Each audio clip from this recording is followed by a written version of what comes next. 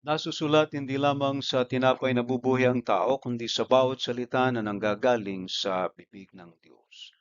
Kayo po'y nakatunghay sa serye ng Paano Mamuhay ng Biblikal at Praktikal sa Panahon ng Walang Katiyakan. Alright? Bago po tayo lumaot sa ating pong pananampahan ngayong gabi, ay ating pong i-recite ang sumasampalataya. Sumasampalataya ako sa Diyos amang makapangyarihan sa lahat, lumanang ng langit at lupa, at kay Hesukristo na anak niya, Panginoon natin, na sa hiwagan ng Espiritu Santo, ipinanganak ng Birheng Maria, nagdamdam ng hirap sa katulad ni Poncio Pilato, ipinako sa krus, namatay nilibing sa ikatlong araw at nabuhay sa mga patay, umakyat sa langit at umupo sa kanan ng Diyos amang makapangyarihan sa lahat. Doon nagmumula at paparito upang umukom sa mga buhay at mga patay. Sinasampalatayanan ko ang Espiritu Santo, ang banal na iglesyang laganap, ang pagkakaisa ng mga banal, at kapatawaran ng mga kasalanan, ang kabuhayan ng katawan, at ang buhay na walang hanggan. Siya nawa. Ating i-recite ang 10 utos. Huwag kang magkakaroon ng ibang Diyos sa harap ko. Huwag kang gagawa para sa iyo ng larawang hinanyuan. Huwag mong babanggitin ang pangalan ng Panginoong mong Diyos sa walang kabuluhan. Alalahanin mo ang araw ng Sabat upang ipangilin. Igalang mo ang iyong ama at ang iyong ina. Huwag kang papatay, huwag kang mangangalunya, huwag kang magnanakaw, huwag kang magbibintang sa iyong kapwa, huwag mong imbutin ang anumang bagay ng iyong kapwa. Pagpalain nawa ng Diyos ang kanyang mga salita at tayo po ay naka-online service. And blessed 2026 to you all.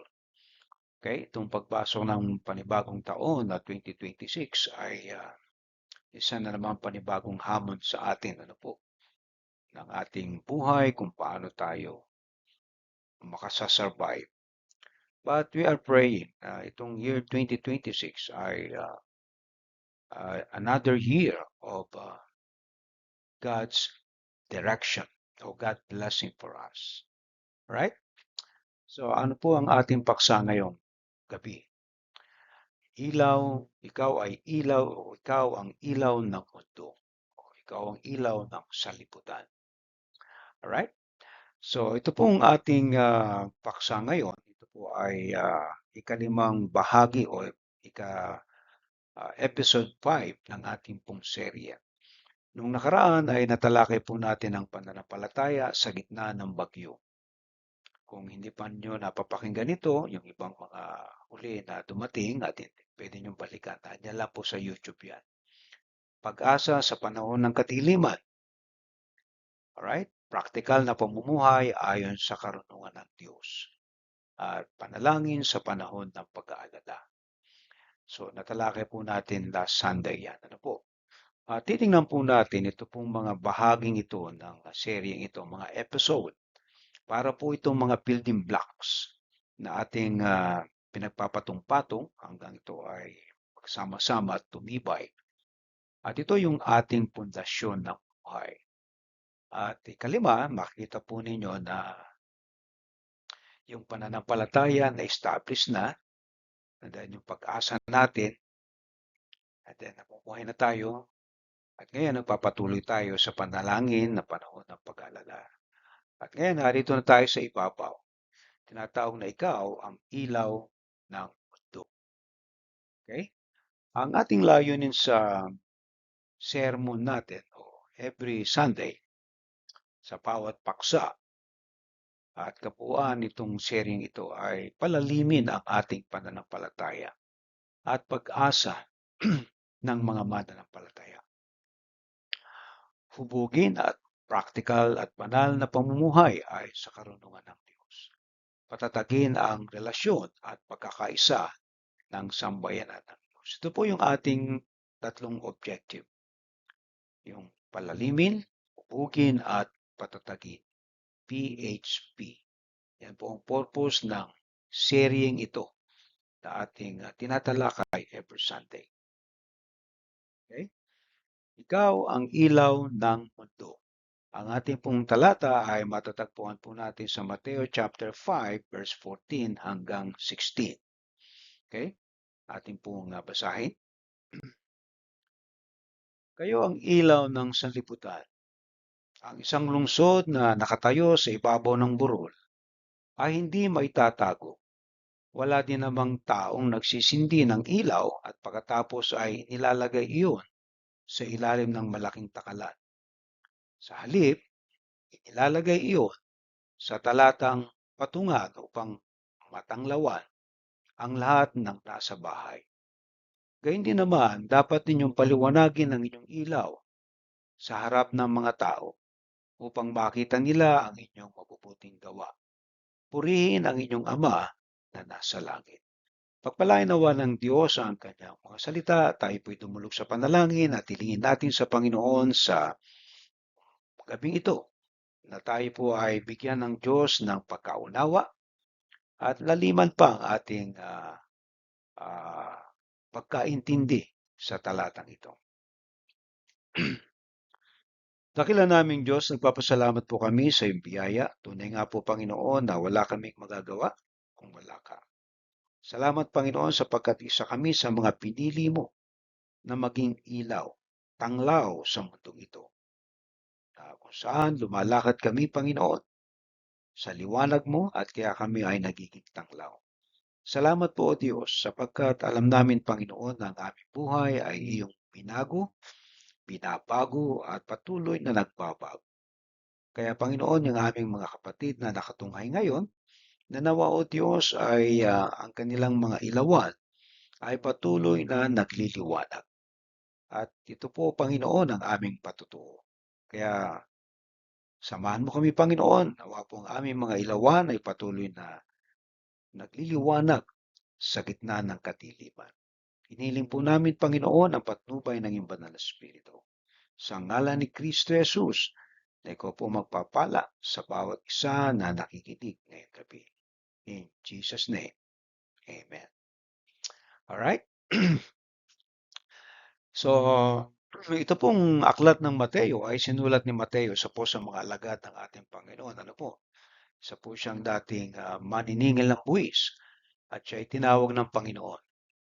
Ito ay isa sa mga account na isinulat niya, ang kwento ng ating Panginoon patungkol sa mga tagasunod niya. Na kung titingnan natin ang binabanggit dito ni Kristo na ang metapora na yung mga pinili, mga tinawag, mga naligtas ay ilaw ng sanlibutan. At nagpatuloy siya, sabi niya ay isang lungsod na nakatayo sa ibabaw ng burol ay ano daw,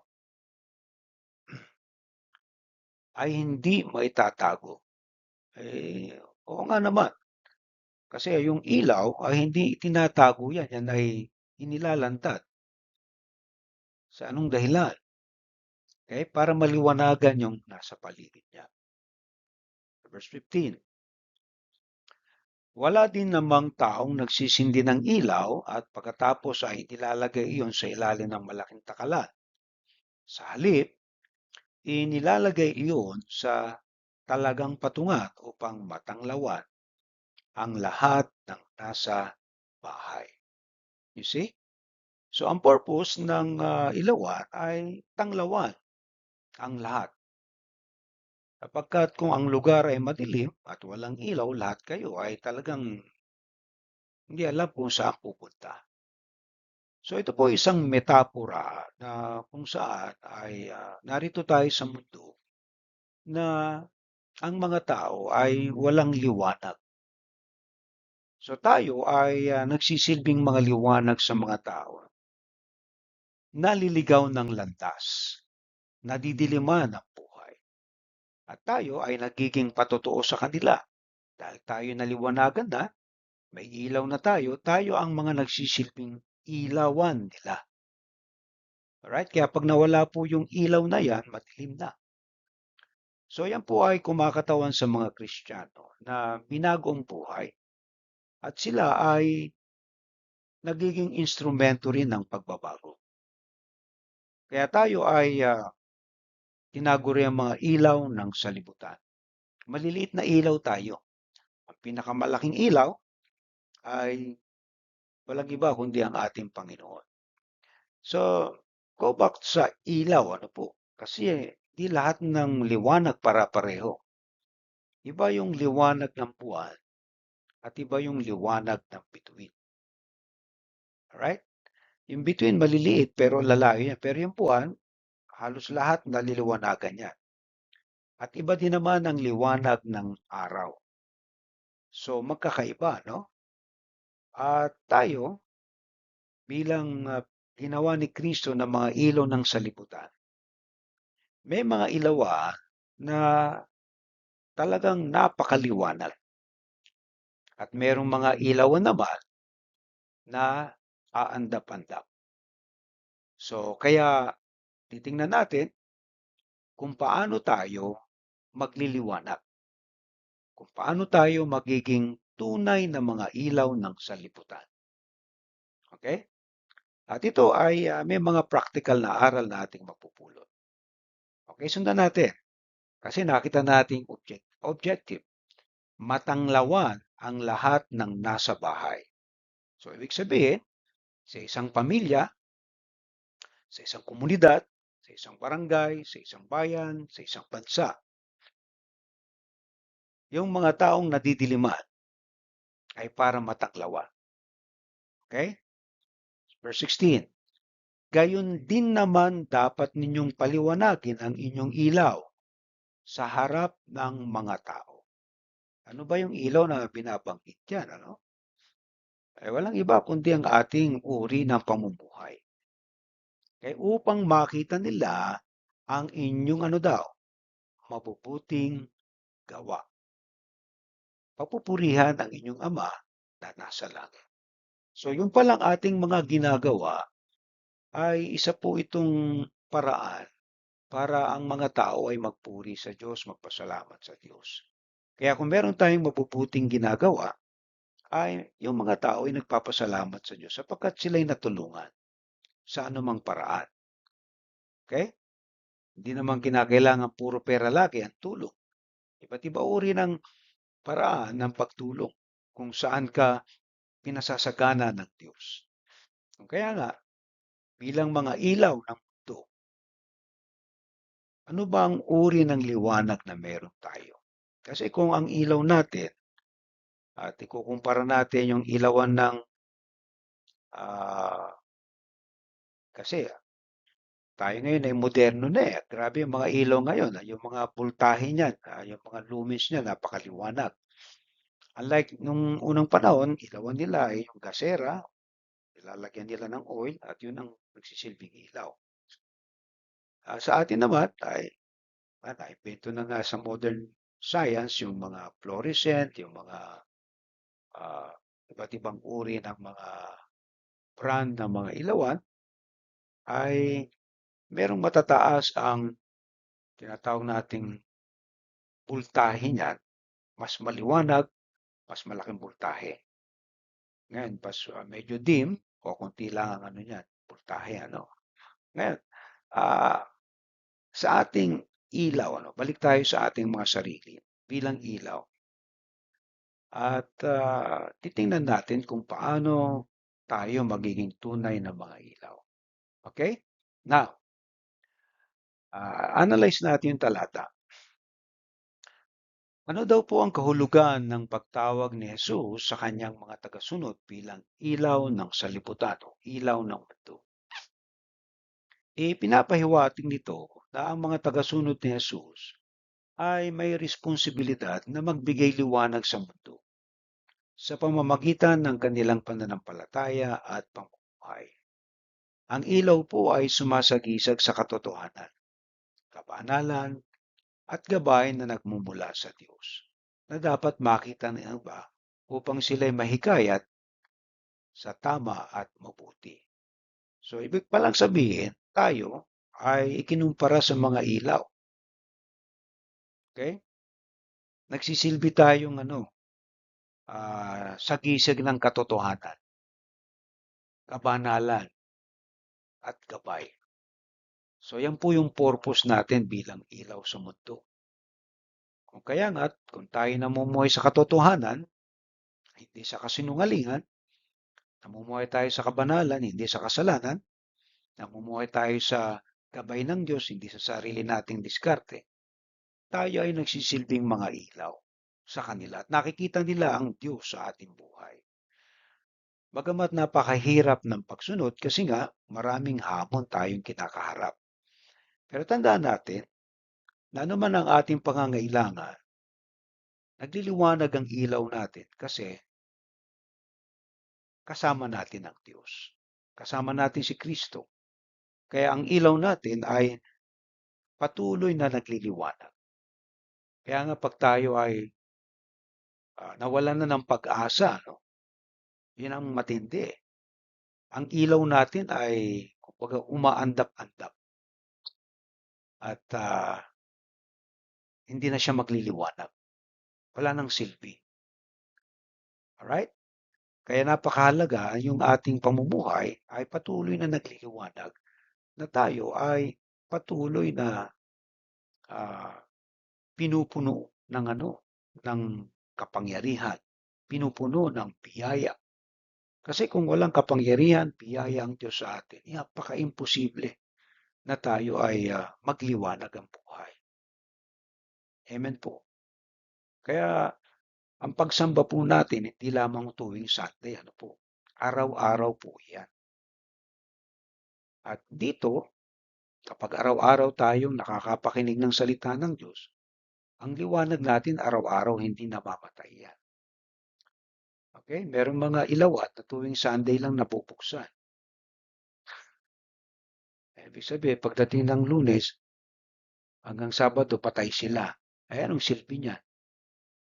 Walang silbing ilaw kung hindi siya nakabukas. Ganon din ang buhay natin.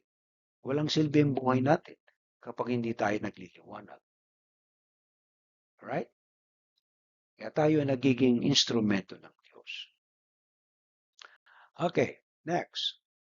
Bakit ginamit ang mga larawan ng lungsod sa ibabaw ng burol at ilaw sa patungan sa talatang ito? Tingnan niyo po, yung ginamit doon ay burol, hindi bundok. Ano po? Magkaiba po yung bundok eh. Yung burol, medyo mas maliit na height, yung elevation niyan. At doon daw inilalagay para maging taklaw. Ano po? Okay? Ang sagot niyan, ginamit po ang mga larawang ito. For what reason? Upang ipakita na ang tunay na pananampalataya ay hindi maaaring itago. Yan. Hindi ka pwede maging secret agent, Kumbaga, lantad talaga ang buhay natin bilang mga mananampalataya. Kaya hindi tayo pwedeng magkunwari. Okay? Sapagkat yung purpose ng ilawan ay ilagay ka dun sa purol para nakikita ka ng madla. At yun ang ating buhay. Lantad lagi. At ito ay napakaganda na tanawin kapag nakikita yung liwanag. Ibig sabihin, kapag tayo nagliliwanag, nasa atin ang Diyos. Eh, paano kung hindi na tayo nagliliwanag? Ibig sabihin, wala na ang Diyos sa atin. Wala na yung kapangyarihan niya. Wala na yung biyaya niya. Wala na yung gabay niya. Kaya kung gusto niyo magliwanag ang buhay, okay? Tulad nga ng sinabi dito, ng lungsod sa burol at ilaw sa patungan, ang mabuting impluensya ng isang mananampalataya ay likas na nakikita at may epekto sa kapaligiran. Ipinapakita nito na ang layunin ng ilaw ay magbigay liwanag, hindi itago. Amen. Kaya nga mga kapatid, ang inyong mga ginagawa ay hindi nating itinatago. Kung gumagawa tayo ng mabuti, pagkakawang gawa, nakalantad po yan. At yan ang nagsisilbing patutuo ng binagong buhay. Amen po. Kasi kung walang nagbabago sa buhay mo at wala kang ginagawa, wala kang ilaw. Naintindihan niyo po? Kasi ang tunay na ilaw nagliliwanag. Kung ikaw ay dilim ang dala, walang liwanag. Ibig sabihin, patay yan. Naintindihan niyo po? Kaya yung buhay natin, ano yan eh. Talagang dapat kakakitaan ng liwanag ang ating buhay sa pamilya, sa komunidad, sa simbahan, o sa bansa. Ngayon, naharap po tayo sa krisis ng bansa. No? At tila wala tayo nakikitang pag-asa. Pero may pag-asa. No? Kasi meron pang mga ilawan sa bansa na nakikita mga naghahangad ng pagbabago. Grabe po talaga, ano? Napakatalamak po ng corruption sa bansa. Parang iisipin mo, ayaw mo na lang tumingin eh. Pero tayo bilang mga ilaw ay pwede pa rin maging tanglaw. Alright? Grabe po yung dilim na dala nito pong mga taong sakim sa kayamanan.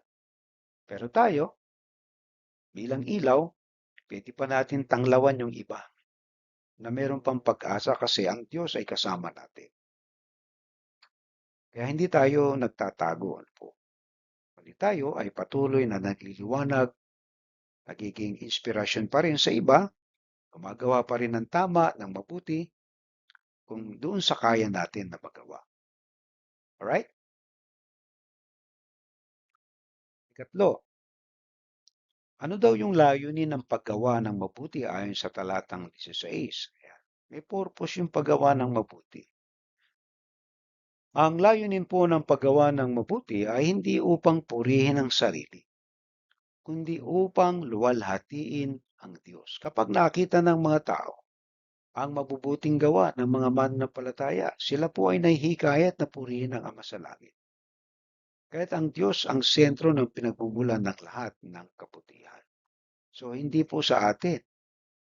Kaya nga, yung anumang ginagawa natin ay hindi dahil sa ating sariling kakayahan, kundi dahil ang Diyos ay nasa atin, kaya tayo ay nagiging instrumento, nagiging patutuo sa mga tao.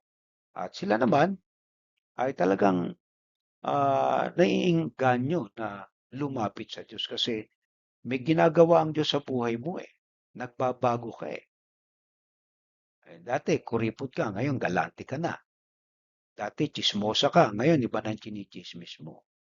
Diba? So, nagbabago.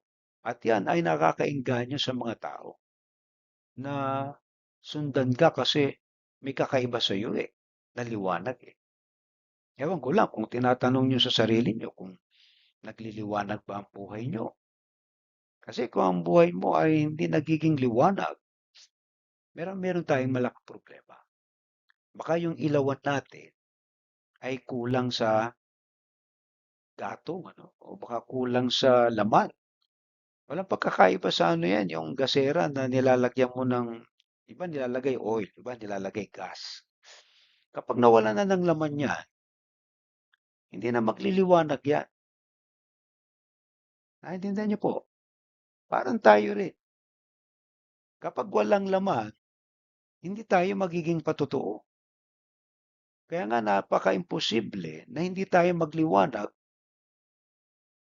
Alright? Imposible hindi tayo magliwanag kasi nasa atin na ang Panginoon. Kasama na natin si Kristo. At yan ay na-maintain lang sa tuwing tayo ay napifeed ng salita ng Diyos. Okay? At doon tayo nagliliwanag lalo. Nakagagawa tayo ng mga mabubuting bagay sa ating buhay. Nagtitiwala tayo sa Diyos sa panahon ng mga matitinding problema. At yun ay patutuo ng ating buhay kung paano tayo sinamahan ng Diyos.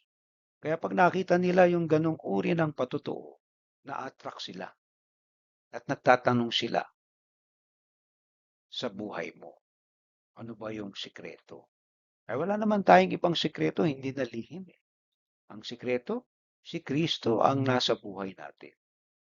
At siya ang ating ilaw na nasa puso natin kaya tayo nagliliwanag. Alright? Now, Ikaw ang ilaw ng mundo. Kaya, grabe, no? Nakita niyo yung illustration na yan, yung bulb na yan. Symbol yan, ano? Kumbaga, tanglaw ka, liwanag. Kasi pag wala nga liwanag, ay walang makikitang, kumbaga, pag madilim, wala kang makikita. Pero pag maliwanag, nakikita mong kulay. Yan ang silbi ng ilawan. Nagkakaroon ng pag-asa. Kasi may ilaw eh. Paano kung walang ilaw? Nabubuhay ka sa dilim. Wala kang makikitang liwanag. Alright? Ibig sabihin, walang pag-asa. Pero kapag may ilaw, ang ganda ng ating mundo, ang ganda ng ating kapaligiran.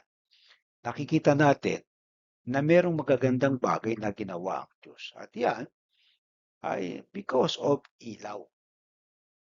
Yung ilawan na ikaw ay nagsisilbing inspirasyon, pag-asa, gabay doon sa mga tao na natitiliman ng buhay. Kaya iisipin mo lagi na ikaw ay ilaw ng mundo. Alright? Kumbaga, pastor, malaki ng mundo, no? Yan ang sinabi ng Biblia eh. Ang tinutukoy lamang dyan, ilaw ka ng isang komunidad, maaari ng pamilya mo, ng iyong community, ng iyong simbahan, ng iyong bansa. Ano po? Kaya pag tayo nagliliwanag, ay maraming tao nagkakaroon ng pag-asa. Okay? At naituturo natin sa kanila na merong magbabago. Ang pagbabago talaga ay nagmumula lamang kay Kristo. Siya yung kailangan ng tao. Alright? Are you ready? Ano ba ang dapat mong gawin bilang ilaw? Okay? So bilang ilaw, titingnan natin napakahalaga nito na makita natin yung ah, kalalagayan natin.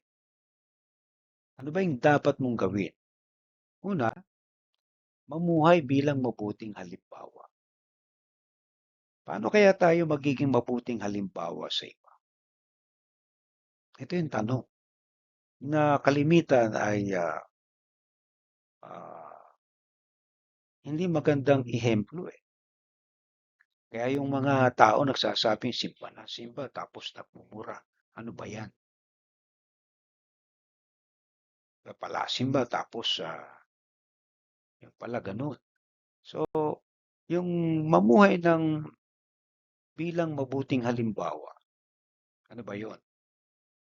Ipinapakita ang ilaw sa pamamagitan ng integridad.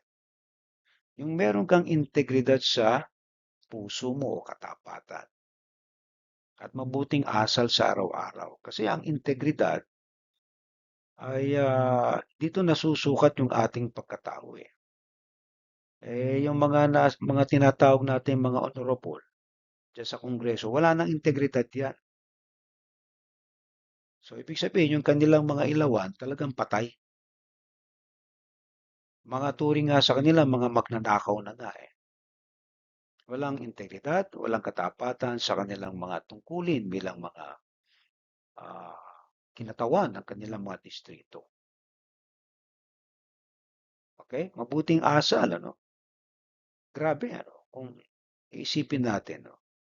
Ah, tayo na lang yung ating integridad bilang isang mananampalataya, yung katapatan natin sa ating Panginoon, ano? Ito, maging open tayo sa ating realization. Tayo ay walang building, ano? Pero, obserbahan ninyo na may mga simbahan na tuwing Sunday lang sila. Tayo, wala tayong building. Pero 4 times tayo nag-meet. Nakikinig ng salita ng Diyos. Okay? So, hindi po tayo parishioner lang, no? Kundi tayo ay mga ilawan na patuloy na nagliliwanag sapagkat tayo ay nakikinig ng salita ng Diyos. Naintindihan niyo po? Kasi yung pagsamba, hindi po yan tuwing Sunday lang eh. Araw-araw po yan. Okay, sa bahay, sa trabaho, sa paaralan at komunidad. So kung tayo ay kakakakitaan ng mabuting asal sa bahay, lalo na kung ikaw ay tatay o ikaw nanay o anak ka, ay kakitaan ka ng mabuting pag-uugali.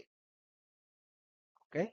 Pagka ikaw ay salbahe sa iyong magulang o salbahe ka sa mga anak mo, paano mo kaya mapapasunod sila? Ganon din sa trabaho, kung tatamad-tamad ka, sa paaralan kung hindi ka masipag mag-aral, sa komunidad. Okay? So, mga kapatid, bilang ilawan, ang buhay natin ay nakikita sa tahanan, sa trabaho, sa paaralan at komunidad. At yan, yung integridad, katapatan at mabuting asal. Okay? Ikalawa, huwag itago ang pananampalataya. Ikaw ba ay sumampalataya talaga kay Kristo? Hindi dapat natin itinatago yan. O ano man paniniwala mo tungkol sa sinasabi ng banal na kasulatan, hindi mo dapat itinatago yan. Bilang ilaw, ano? Kasi may mga taong magtatanong sa iyo. At ikaw ba ay born again? Yes, I'm a born again Christian. Kasi hindi nila naiintindihan kung anong born again. Akala nila ay religion yan. Hindi religion ng born again. Yan ay term na ginamit ni Kristo na kinakailangan mong ipanganak ng muli. Ibig sabihin, dahil patay ang espiritu ng mga tao, kailangan talaga nilang may panganak. At ang espiritu ng Diyos ang gumagawa niyan, hindi tayo. Alright? Ngayon, kung ikaw ay isa sa mga pinili ng Diyos, hinirang niya, at ikaw ay na-born again, dahil sa biyaya niya, tinanggap mo si Kristo sa buhay mo, merong pagbabago sa'yo. At hindi mo maitatago yan. Lalabas ang pananampalataya. Hindi ka pwede maging secret agent. Hindi lamang pribado ang paniniwala natin. Dapat itong makita sa kilos at desisyon. Lalo na kapag may pagkakataong gumawa ng tama kahit mahirap. Alam niyo po, napaka ano po talaga ng sitwasyon. Yung hirap na hirap ka. Unang-una sa pinansyal. Kalawa sa kalusugan mo. Okay? Alam niyo naman, ang mga tain ng mga tao ngayon, puro pera. Kada kilos mo, pera, pera, pera. Paano kung wala kang pera? Hindi ka na makakaikot. Alright? Pero ano ba ang ginagawa ng Diyos sa atin? Ano ba ang ginagawa din natin sa mga biyayang binigyan ng Diyos sa atin? Alam niyo po, nang ako'y mag-60, dahil nga hindi ako nakapag-ipon, nakapaghulog din naman ako ng SSS ko. Pero hindi na kumpleto. So, wala akong pensyon. Di ba? Napakahirap yun. Ano? Pero hindi yan ang security natin eh. Ang security natin ay nasa Panginoon. Na isang paniniwala na ang Diyos ang iyong kinakapitan. Dahil may pangako ang Diyos na kahit sa iyong pagtanda, hindi ka pababayaan ng Diyos. Yung iba, doon na nila ipinuhos ang buhay nila sa pag-iipon kasi nagsisiguro sila baka pagtanda nila wala silang kakainin. Ay si David na mismo nagsabi, I've been young and now I am old. I have never seen the righteous forsaken. Kaya nga kung nagtatapat tayo sa Panginoon, hindi tayo papabayaan ng Diyos kahit sa ating pangangailangan. Ako for how many years na naglilingkod sa Lord? For 35 years. Wala naman siguradong income. Biyaya lang talaga ng Diyos ang dumadating sa atin. Pero ang Diyos kahit kailan di nagkulang. Ngayon, ang ginawa ng Lord, grabe, no? Wala nga akong retirement fund. Tinanggap, pero binigyan naman kami ng lupa, 1,000 square meters na pwede sakahin. Ayun ang ginagawa ko ngayon. Kaya napunta ako na Lucenas dito para magtanim ng mga pananim na bubunga at papakinabangan. May mga tanim na pag nagtanim ka, papakinabangan mo. Tanim ka ng pechay, isang buwan lang yan. Tanim ka ng okra. In 2 months time, aani ka dyan ng talong. 3 months, Ano yan, aani ka dyan. Kung magtanim ka ng lansones, after 3 years to 4 years, o langka, aani ka rin dyan. Ito ay investment. So kaya, iba-ibang paraan kung paano mag-provide ang Diyos. Ngayon naman, pinapanalangin natin yung aking mga books na in-upload dyan sa Amazon, mabenta, ano? Binenta ko na lang ng $99. So ngayon, kailangan ng promotion. So isama nyo sa panalangin, mga kapatid. So yan ang way ng pwedeng sabihin natin na paniniwala natin sa Diyos na kahit sa panahon ng ating katandaan, hindi niya tayo pababayaan. Alright? At hindi tayo dapat mag-alala. Ngayon, kung bata-bata ka pa, pwede mong gawin yan. Mag-ipon ka. Pero ngayon, yung mga senior, meron na rin tinatatanggapin kahit 1,000 a month. Ewan ko kung implemented na o ma-implement pa lang. So, yan na paraan ng Diyos sa atin na tayo ay wag nating itago ang ating paniniwala. Naniniwala ako sa Diyos na hindi tayo pababayaan. Ewan ko kung ganun din kayo. Right? Dahil kung ganun ang paniniwala nyo na hindi ka pababayaan ng Diyos, hindi ka dapat matakot. Hindi ka dapat wala naman tayong mapapakinaban niyan kay Pastor Hill. Tapos tayo niya. Ayun ang problema kapag sa tao ka tumingin. Pero kapag sa Diyos ka tumingin at naunawa mo itong mensaheng ito, okay? Yung ilawan mo magliliwanag. Pero kung sa tao ka nakatingin, madilim. Hindi ka bibigyan ng liwanag niya. Kaya sa Diyos tayo titingin. Yung ating paniniwala sa Kanya nating ilalagay. Amen po. Kaya hindi kayo dapat matakot. Ikatlo, gamitin ang impluensya para sa kabutihan. Ano ba yung impluensya natin? Alam niyo, iba-iba yung impluensya eh. Sa gobyerno, sa pribado, sa institusyon. We have different influences para makagawa ng mabuti. Tulad ng ilawan, ano? Patungan. Gamitin ang posisyon. May posisyon ka sa paaralan. O meron kang posisyon sa inyong samahan. O kaya may talento ka. O boses upang makatulong, magtuwid, at magbigay pag-asa sa iba. So yan ang tinatawag nating paggamit ng ating mga pagkakataon sa atin para tayo maging ilaw. Okay? Pag ginawa natin yan, so nabibigay tayo ng pag-asa sa iba. Hindi mo naman kinakailangan maging influencer o mayaman na may bibigay kang pera para makatulong ka. Kasi ginagawa ng mga vlogger yan. Ang pagtulong nila, may kapalit. Kinakailangan susundan mo sila. Sa halip na turuan mo sumunod sa Panginoon, sila ang susundan mo kasi pag hindi mo sila sunundan, hindi ka nila bibigyan. Tandaan natin, lahat ng bagay temporary lang. Sila ang sinundan mo. Hindi po nauubos ang pera ng tao. Tandaan nyo po, ngayon lang mga sikat yan. Bakit mo mauubos din yan? Mawawala din. Pero kung tayo ay naging instrumento, no? Yung ginamit natin, posisyon natin, talento natin, o boses upang makatulong, magtuwid, magbibigay tayo ng pag-asa sa iba. Kaya itong platform na to, nakapagbibigay tayo ng pag-asa sa iba.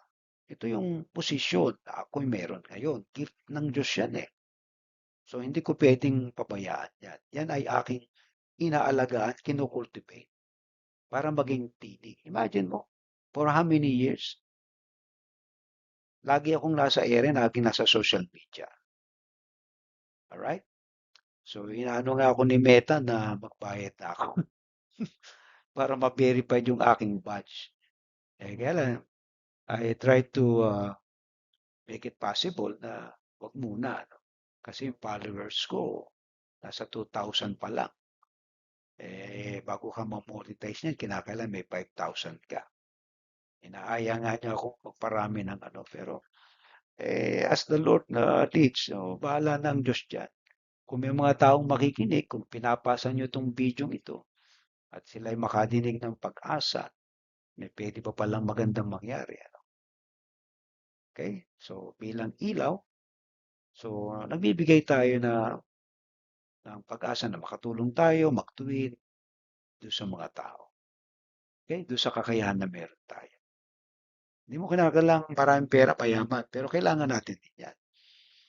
Sabihin, kung ano yung kakayahan mo, gamitin mo. Yung ano man position ka, kung ikaw ay negosyante, ikaw ay teacher, o ano man, use it for the glory of God. Yan ang binigay sa ng Diyos eh. Okay? Itong binigay sa atin ng Lord. Number 4, gumawa ng mabuti na may tamang layunin. Yung paggawa natin ng mabuti, dapat tama yung layunin.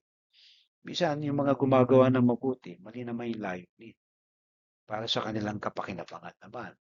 Kaya nga yung mga politiko, gustong gusto nilang mamimigay sila kasi nga gusto nila yung posisyon, hindi para makatulong, para makapagnakaw. Imagine mo, no?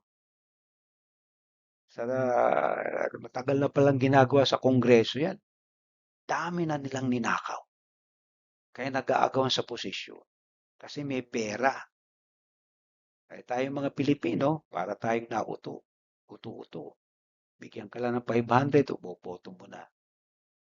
So, kumbaga, walang integridad. Kaya kung mga politiko, mga namumuno, walang integridad, yung mga sumusunod, ganun din. Kaya nga, yung okay lang yung mga nagsasabi kung mali talaga yung pamumuno. Talagang kinakailangang patikusin mo yan dahil mali ang kanilang ginagawa. Alright? Kailan pa magsasalita kapag upos na ang pera ng bayan? Ayan. Mga kapatid, gumawa tayo ng mabuti at may tamang layunin. At ipagawa nating mabuti ay hindi para sa ating sariling papuri. Ano po? Ang mabubuting gawa ay hindi para sa sariling papuri, kundi upang mapapurihan Diyos at mailapit ang iba sa Kanya. So ang Diyos ang naluluwalhati kapag tayo gumagawa ng papuri. Kapag gumagawa tayo ng mabuti. At yung mga tao nagpupuri. Yung nakatulong ka sa kapwa mo, pupurihin nila ang Diyos. Alright? At kapag ang Diyos ay napapurihan, dahil naging instrumento ka, ibine-bless ka rin ng Diyos. Naintindihan niyo po? Kaya ang reward, ang Diyos ang nagbibigay. Hindi mo na kinakailang hintay yung reward ka ng tao.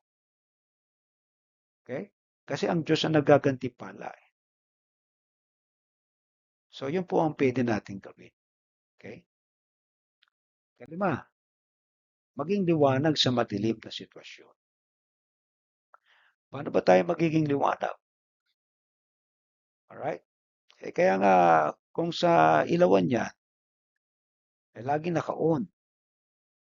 Sino mag-on niya? Unless nabuksan ng Diyos ang ilaw, hindi ka magliliwanag. Alright? Naintindihan niyo po? Parang sa bahay lang din yan eh. Kapag hindi mo binuksan yung ilawan, wala kang liwanag.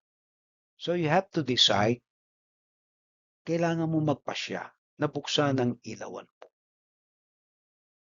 Pero ang Diyos, nariyan. Siya yung gumagawa ng connection eh. So nakakonect tayo sa tinatawag nating powerhouse. Pero you have to decide na ibukas yung ilawan na yan. Otherwise, mahirap talagang lumakad sa dilim. Right? So, yung iba nagsasabi na mawalan ka na ng ilaw, wag lang ng tubig. Pero dapat pareho meron. Mahirap man din ka maglakad sa dilim. Alright? May, may tubig, may ilaw ka nga, wala ka naman tubig. So, anong silbi? Pero kung may ilaw ka, makikita mo ang gagawin mo. So, mga kapatid, yung maging liwanag tayo sa madilim na sitwasyon, ito yon. Sa gitna ng problema, sa kawalan ng katarungan o kaguluhan, piliing magpakita ng pag-ibig. Sa panahon ng namang problema tayo, magpakita tayo ng pag-ibig, kapayapaan at pag-asa. So, sa mga problema natin sa buhay, ano bang problema natin? Okay? Family problem, relationship, magpakita pa rin tayo ng pag-ibig. Yung kawalan ng katarungan, maging mapayapa pa rin tayo sa kabila ng ah, kaguluhan na nagaganap sa bansa natin. Yung kapayapaan ni Kristo ang kailangan natin. Kasi di mo na mababago yan eh. Nariyan na yan eh. Pero pwede kang magkaroon ng kapayapaan sa buhay mo kahit nariyan yan. Okay? At pag-asa. No? So, ito yung kailangan natin na magpakita tayo nito. Pag-ibig, kapayapaan, at pag-asa. Mangyayari lamang yan kung si Kristo yung nasa atin. Okay? Kanin. Maging consistent ang panlabas at panloob na pamumuhay. Paano ba tayo magiging consistent? Sabihin yung tuloy-tuloy, ano? Hindi yung on and off. On and off. Hindi po, ano? Ang tinutukoy dyan, ang ilaw ay hindi pansamantala. Hinihikayat ang tuloy-tuloy na pamumuhay ayon sa pananampalataya, hindi lamang kapag may nakakakita. Ibig sabihin niyan, ang ating pong buhay ay hindi pakitang tao, kundi tuloy-tuloy na pamumuhay na ginagawa mo pa rin yung pinaniniwalaan mo tama. Okay? So mga kapatid, hindi tayo nagpapakitang tao sa ating pananampalataya, kundi tayo ay tuloy-tuloy na naniniwala sa Diyos. Kaya yung ilawan natin patuloy na magliliwanag. Ito, hikayatin ang iba sa pamamagitan ng gawa, hindi salita. So ito po ang problema natin. Marami pong ngawa ng ngawa, pero kulang sa salita. Minsan napapaisip tayo, puro pangaral, pero walang gawa. Ang gawa kasi mahirap gawin. Lalo na pagdating sa ah, paggawa ng mabuti. Sa mga desisyon na gagawin mo na ikaw ay naiipit sa alanganin at talagang wala eh. Kaya nakakagawa ka ng kasalanan. Pero ito lang yon ang ating kaligtasan. Kahit kailan ang Diyos ay hindi magkukulang. Kailangan natin lumapit sa Kanya sa panalangin. Konsulta natin ang Kanyang mga salita. Kaya yung pamumuhay natin, gagawin natin yung tama, totoo, at mabuti. Kaya nga sa gawa nakikita eh, ang tunay na ilaw. Right? Kapag hindi po nakatatanglaw sa iba, ibig sabihin, hindi ka nagiging blessing sa iba, may problema sa ilawan. Baka kulang sa gas o kulang sa oil, kaya hindi nagliliwanag. So, kailangan natin ito. Kailangan natin ang salita ng Diyos sa ating buhay. Kailangan natin si Kristo sa ating buhay. Mas epektibong patotoo ang konkretong kabutihan kaysa puro pahayag o pangaral. So tayo ay minsan kulang nito. Pero doon lang sa abot ng kaya natin na pwede tayong makatulong kasi hindi ka pwedeng magbigay ng wala kang tinanggap. Tama. Nakakapagbigay ka lang kung meron kang tinanggap. At iba-iba yung ating tinanggap. Iba tumanggap ng isang talento, iba dalawa, iba lima. Naalala nyo yung parable of the talent? Kung ano tinanggap mo, yun lang din pwede mong ibigay at magtutubo yun. Hindi ka pwedeng magbigay kung wala kang tinanggap. Pero imposible na wala kang tinanggap sapat lahat tayo ay binigyan. Mga kapatid, ano ba ang ibinigay sa iyo? Yan. Yan ang pwede mong gawing kabutihan. Binigyan ako ng Diyos ng karunungan, sa salita ng Diyos, ito yung aking ibinibigay ng libre. Walang bayad. Okay? At kayo naman, kung kayo'y piniyayaan ng Diyos ng ano may binigay sa inyo, yun din ang pwedeng ibigay. You cannot give what you don't have. Yung pwede lang ibigay mo, yung meron ka. Kaya hindi mo pwedeng pilitin ng sarili na magbigay kung hindi ka naman tumanggap, kung hindi ka naman binigyan. Alright? So, Mateo 5, talatang 14-16 ay nagtuturo na ang mga mananampalataya ay tinatawag na maging nakikitang liwanag sa mundo sa pamamagitan ng ano daw, mabuting pamumuhay, hayagang pananampalataya, at tapat na paggawa ng kabutihan. Tatlo po yung ating liwanag na makikita sa atin, yung mabuting pamumuhay natin. Tayo ba ay tapat, may integridad? Hayagang pananampalataya, hindi po natin itinatago na tayo ay mga born again Christian o Kristiyano. Okay? At tapat na paggawa. Hindi po tayo nagluloko, nagsisinungaling sa ating kapwa. Ang mabubuting gawa ay dapat magmula sa tamang layo, hindi para sa sariling papuri, kundi upang mapapurihan ng Diyos at magbigay liwanag, pag-asa at inspirasyon sa iba. Kapag ginawa mo yan, yung tatlong yan, yung mabuting pamumuhay,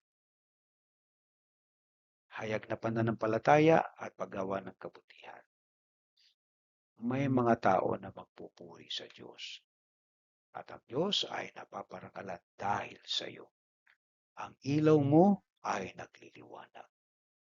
Kaya nga mga kapatid, ang ating hamon ngayon ay ng consistency sa pamumuhay.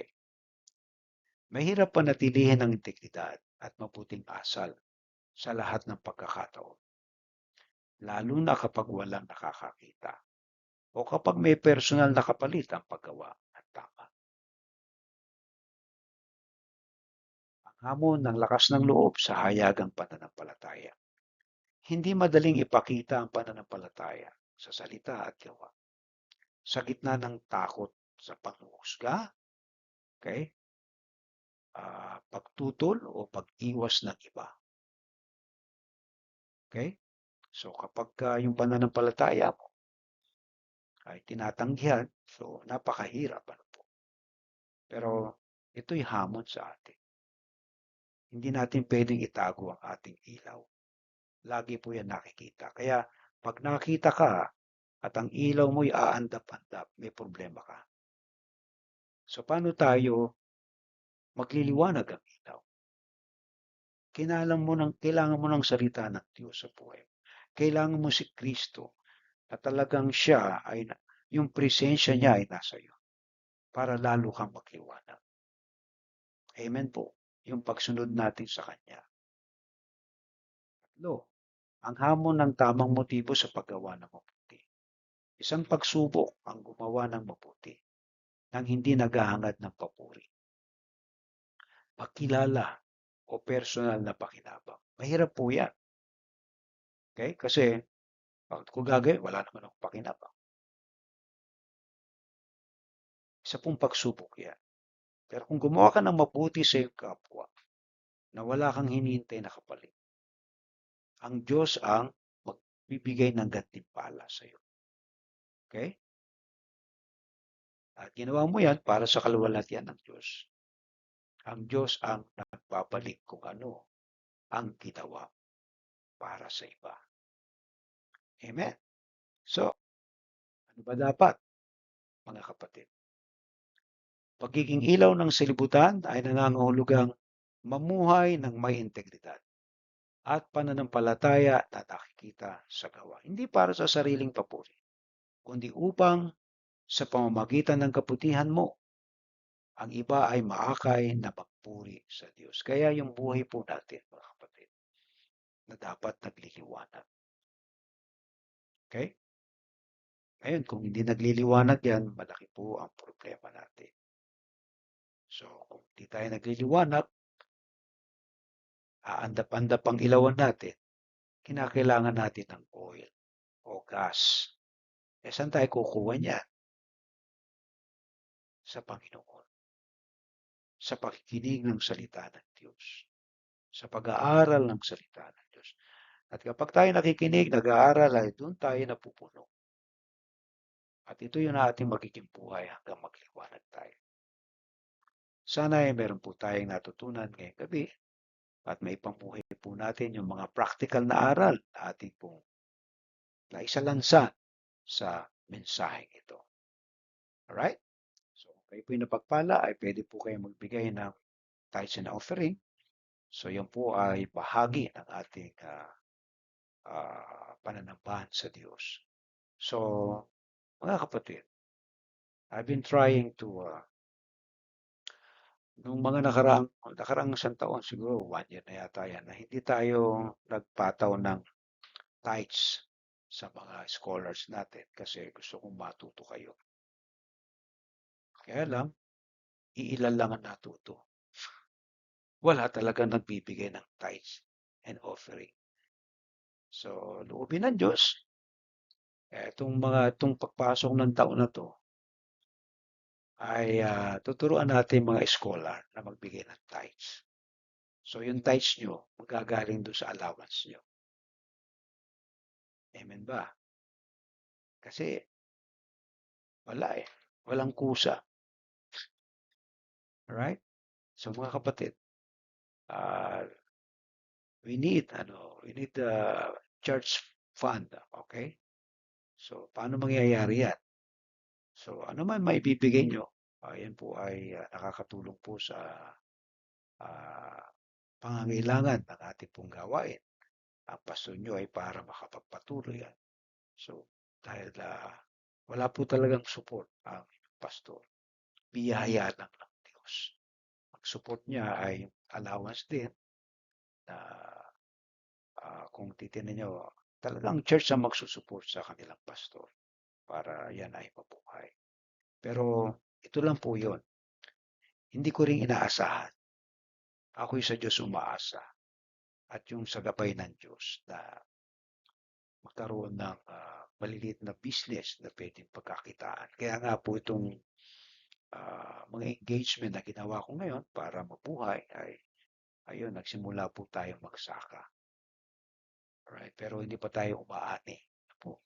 At may mga short business po tayong ginagawa din. At least merong income kahit pa paano. Na-invite tayo mag-speak o may mga love gift. So, ganun po lang yung buhay natin. At aking dalangin yung aking mga e-books ay mabenta. So, yan po magiging paraan ng support. Alright? So, ngayon, kung gusto nyong i-bless ang inyong pastor, pwede po kayong magbigay doon sa inyong makakaya. Alright?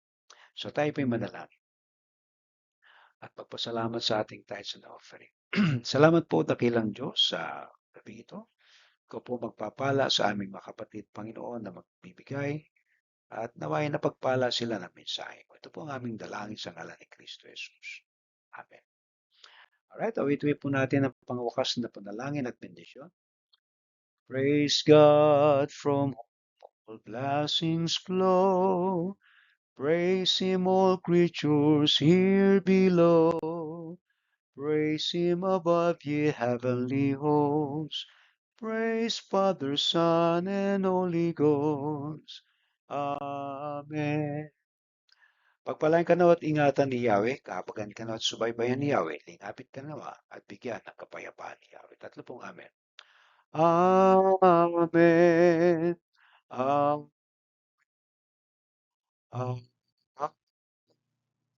um,